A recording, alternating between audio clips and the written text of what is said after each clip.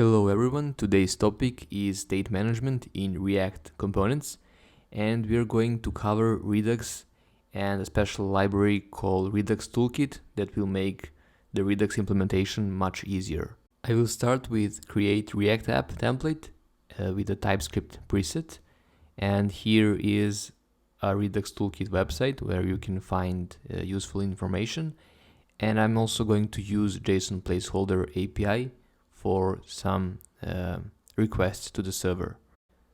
This will be a simple to-do application, and I prepared some components to make the job easier. Here I will iterate over the to-do list, and here I will have a form to add a new to-do item. Basically, I will store the title of to-do item in the React state and update the state on each input change. So let's go to the Redux Toolkit website. I will open quick start link and let's see what we need to do. So first we will need to install Redux JS/toolkit and React Redux. You can do it with npm or with the yarn.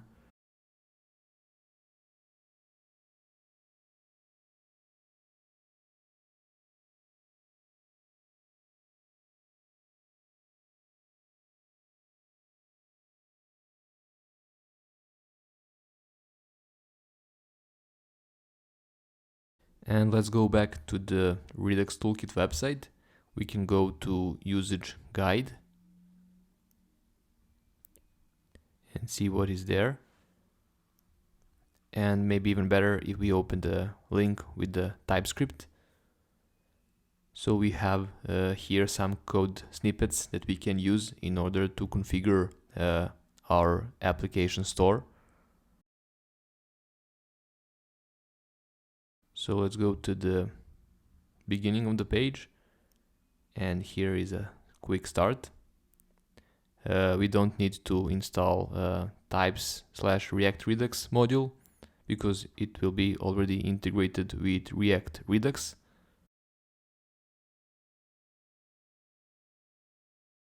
So the first thing to do is to create the store module, and here is an example how to do it. So let's go to our codebase, and I will create a new file and copy and paste this code snippet. So we need to import configure store from the Redux Toolkit, and I don't have these reducers, so for now I will just create to-do reducer, which I'm going to create later. And we also need to add these few lines in order to get a proper typing for the Redux state and also for the dispatch methods. So root state will be basically type of the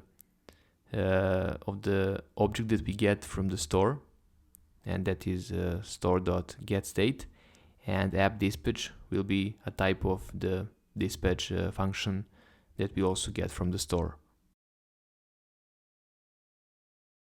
Now we can create the hooks module, and maybe it will be better if I create a new folder called store, where I will just place everything that is related to the state management.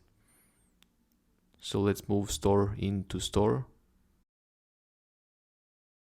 So now I don't quite like this store/store.ts, so I will rename it to the index file. And let's also create hooks file right now and copy the code snippet from the website into here. So here I will need to update the path to the store, and now it's weird to have like /index, so I will change it back to the store, but I will create the index file that will just export the store, and we will have a nicer path in our components. So I will export the default value as store from the store module, and I have a complaint. Let's see. Okay, it seems that we don't have a default export, So I will just export the store, which will be fine.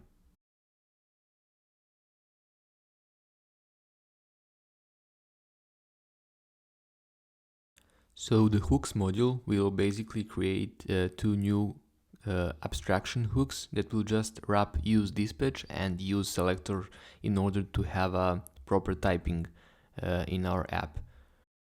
So useDispatch will return a dispatch function that we will use to trigger a state change, and the useSelector will return a portion of the state that we want to consume. Now what to do with this to-do reducer? I will create a module called to-do slice, and it will be responsible for the portion of the global state and more specifically to the to-do to-do state. So first I will create a type for the state that I want to handle. It will be called to-do state, and it will have a list which will be an array of to-dos.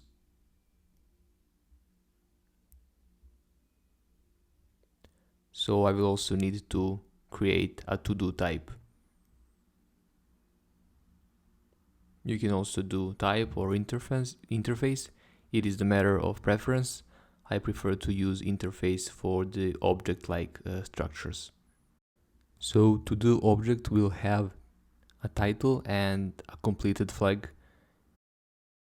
And now we have a complaint which says that we need to export something from this module. So we will do it later. Right now I will create the initial state, which will be a default state when the app is loaded, and it will be a type of to-do state, and I will have just an empty array for the list. So the next thing will be to-do slice itself, which will be an object that I'm going to create with the createSlice method from Redux Toolkit, and it need to have a name which will be a unique in the state management. I will pass initial state and also the reducers, which will be an empty object right now. And now I want to export reducers as a default value for this module. Let's go back to the store and import to-do reducer there. So I will import to-do reducer from to-do slice module, and now it works fine. So you can also check some examples of slices on the Redux Toolkit website.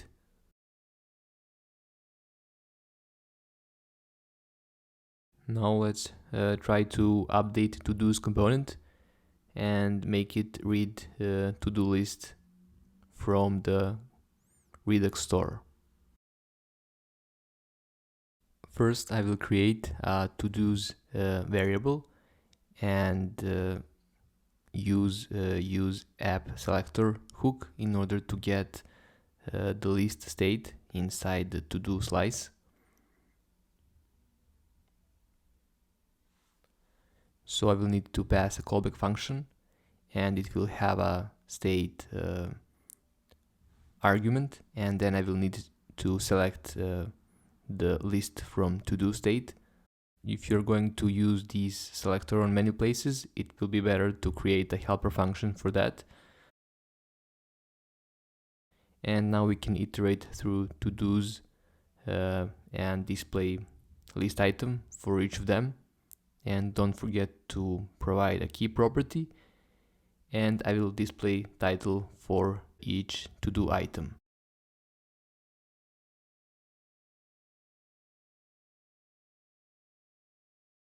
And if you open the browser, nothing is changed. So we will need to include to-dos into the app component, but before that, a very important thing to do is to add a provider into the root module, which will be index.tsx, and basically we will need to wrap the app component, which is a root component, with the provider from the Redux Toolkit. We will also need to pass the store property to the provider, and I will use the store that we created. So I will import it, and now we are ready to add to-dos and add to-do form into the app component.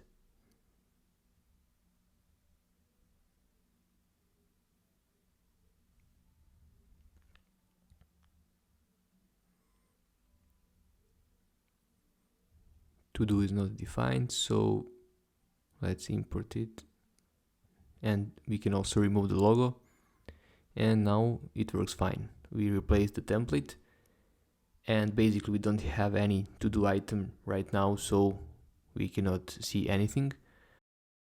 And here we come to the reducers part. So reducer is a function that will take the current state and the action and basically return a new state based on the action type and the payload. So right now I'm going to create the add to do method, and it will have two arguments, the current state and the action, which will be a type of payload action, and we can import it from the Redux Toolkit. And I will pass a to-do, which will be a generic for the payload. And now I will need to return a new value for the state.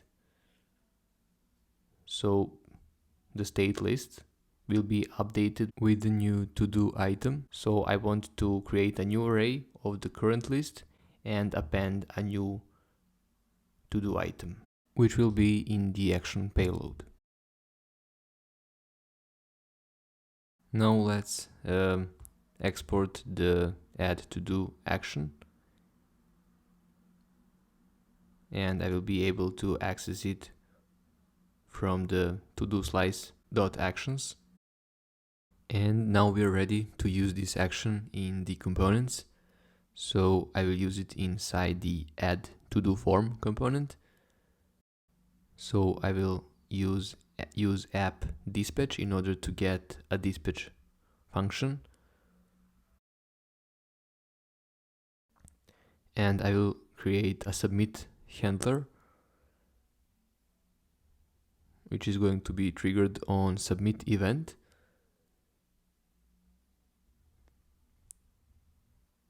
And it will have the event object, which will be a type of the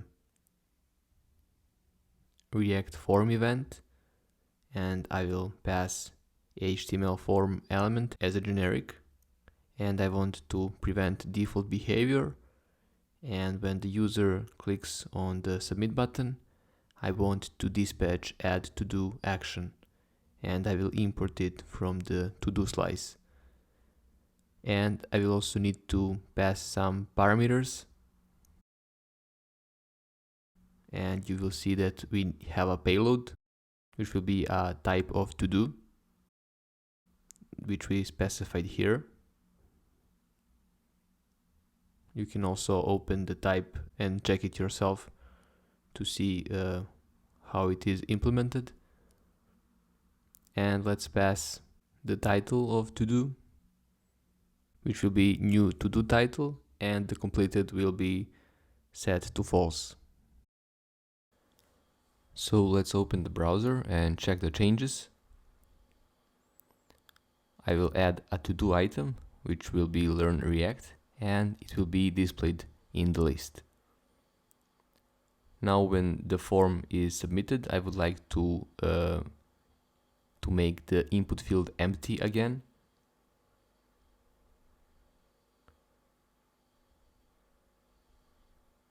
So I will set new to do title to an empty string.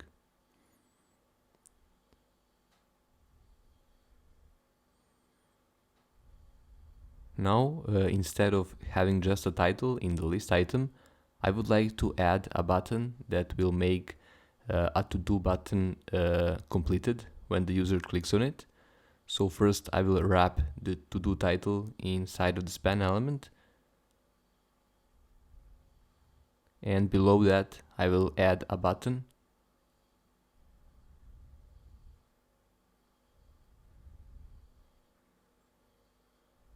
which will be displayed if the to-do is not completed.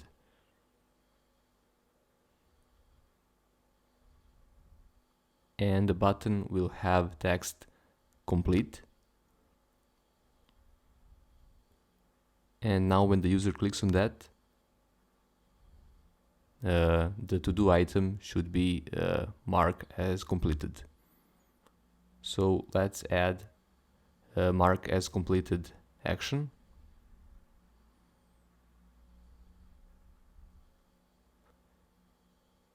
It will have two properties, state and the action, which will be a payload action, and the payload will be the index of to-do item.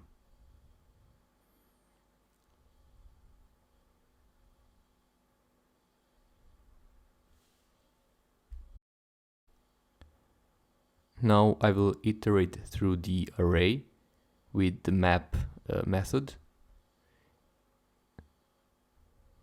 because I want to mutate the list array, and I will search for this specific to-do item by the index.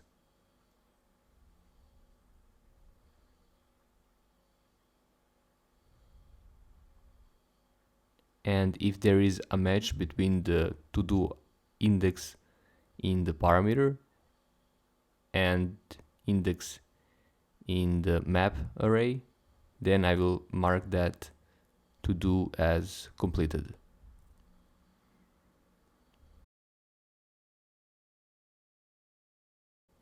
Otherwise, I will just return the regular to-do object.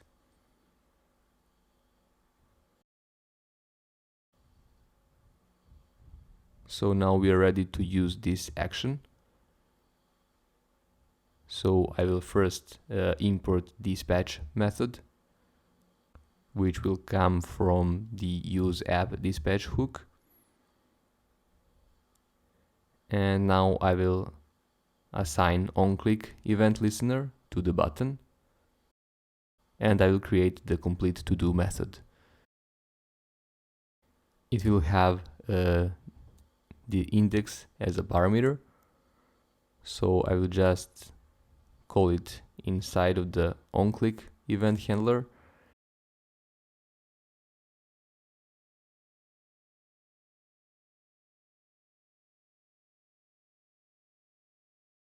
And here I will dispatch mark as complete action, which I need to import from the to-do slice actions.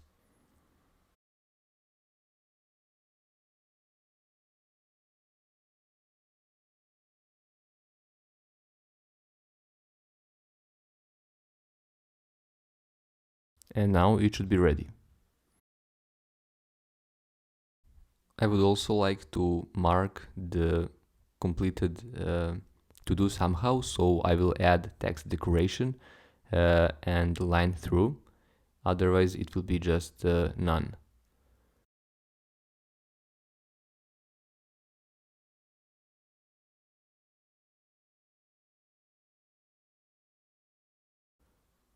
So now I will add a to-do item, I will complete it, and then we will have a strike through text in the list. And when the to-do item is completed, then we will have an option to remove it from the list.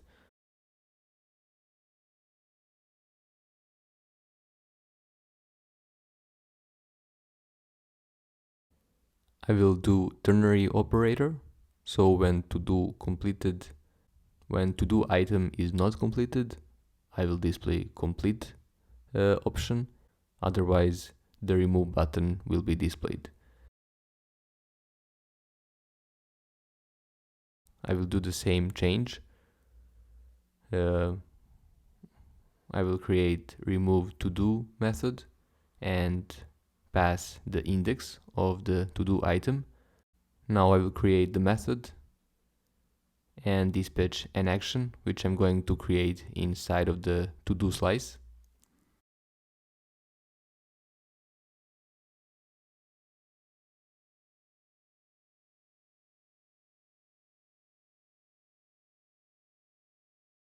So the action name will be remove to do item. It will have state and the payload action with a to do index.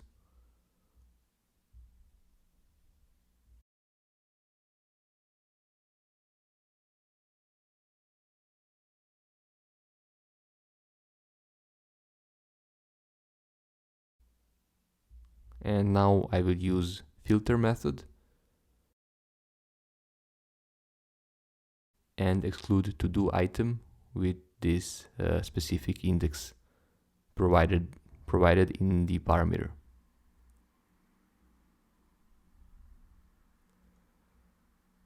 So if there is a match between two indices,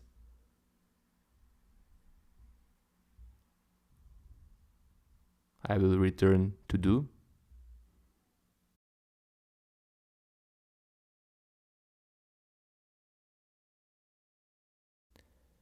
Oh wait, with the filter method we should just return the boolean, so I will just return this if statement.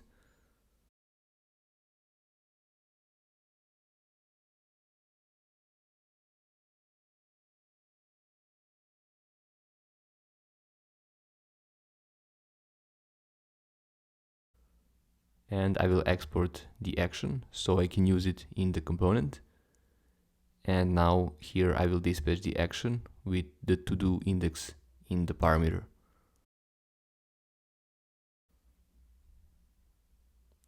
And let's check it out in the browser. I will add an item, click complete and remove, and it works fine. You can also add multiple items and see how it works.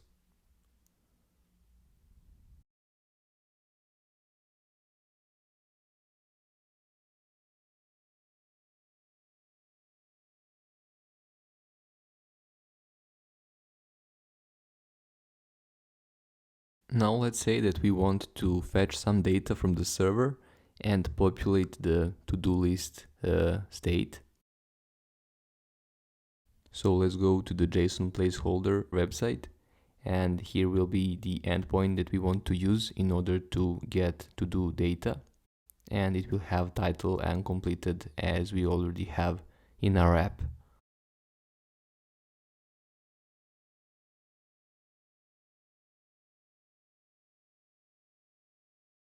So for the asynchronous call, I will use a specific concept from Redux Toolkit, which is createAsyncThunk.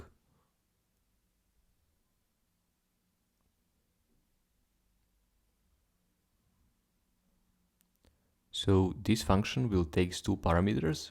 First one will be a type, which will be a unique string to identify the action. And the next one will be the payload creator, which will generate both the action types and the payload for this specific action. So basically the action type will be the current state of the promise, which can be pending, fulfilled, or rejected. And the payload will be the result of the promise, which will be the data from the server if the promise is fulfilled, or undefined when the promise is pending or rejected. So in order to listen to these specific actions, I will use the concept of extraReducers, which will make the current reducer responsible for the actions outside of the current slice. So this is the action that comes outside of the to-do slice, and it will come with the builder property, which will help us to identify the action. So if the action is pending, Then we would like to update the state with the isLoading flag, which I'm going to add.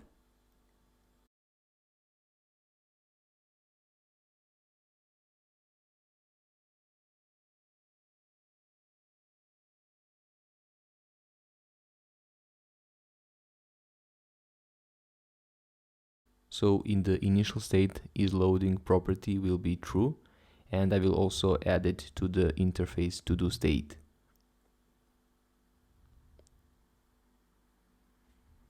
Now the next case will be the fulfilled state of the promise. And now we will have an access to the payload.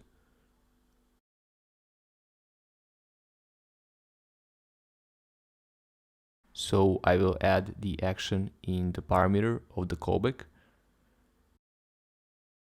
And I would like to update the list of to-dos with the data from the server, which will be in the action payload.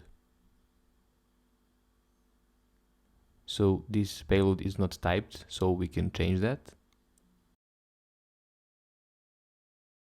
In the payload creator, we can add a type, which will be a promise that will return the array of to-do.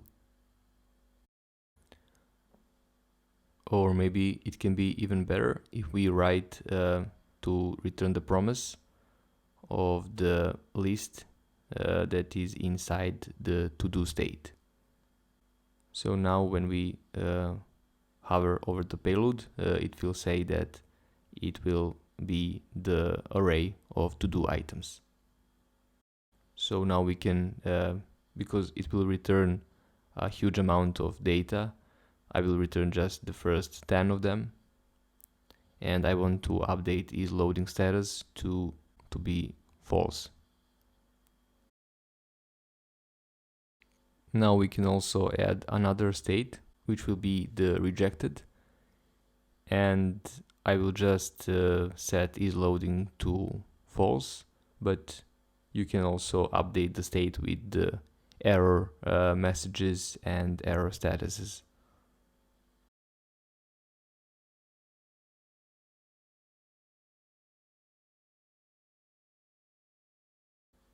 So now I would like to call this thunk action in the to-dos component, and I will call it when the component is mounted, only the first time when it's mounted.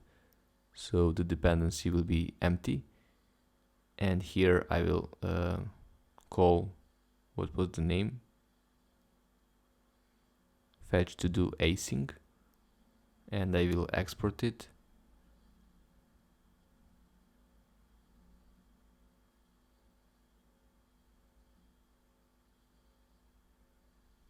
So now when the component is mounted, this function will be dispatched, but we will need to wrap it with the dispatch. And we can also add dispatch into dependency array. Now let's go to the page, and when we refresh it, we will see the list of to-do items. Some of them are marked as completed already, which is cool. And we can also add isLoading template, which will just which will just render the text that the data is being fetched from the server. We can also wrap it in the fragment. So now when you refresh the page, for a short amount of time, you will see the loading text.